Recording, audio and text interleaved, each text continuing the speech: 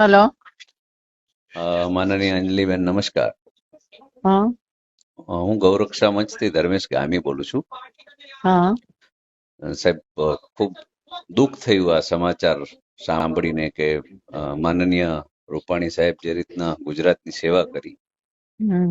અને જે રાજકોટ માટે કર્યું છે, એમ્સ છે, જીવદયા માટે કર્યું છે, ગૌરક્ષા માટે કર્યું છે, એમની શ્રદ્ધાંજલિ બાબતના જો બિલનું આ રીતના થાય અને પાર્ટી પરિવાર પર સોંપે કે સોંપણી કરે તો એ દુઃખની બાબત છે. એટલે ખરેખર દુઃખ થયું એ બાબતે આપને ફોન કર્યો છે બેન. જી, આ ખોટું નથી, યોગ્ય નથી. આ પાર્ટીએ ભોગવી લેવું જોઈએ.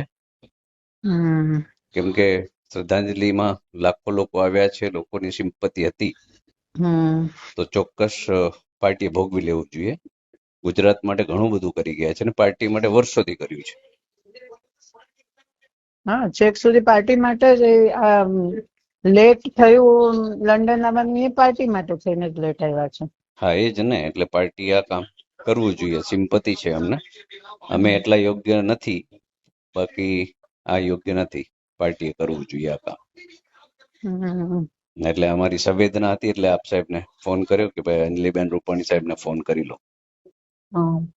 જી, જય ગૌ માતા. હા. અમારી તમામ માહિતીથી અપડેટેડ રહેવા માટે જોડાયેલા રહો ત્રિશુલ ન્યૂઝ સાથે.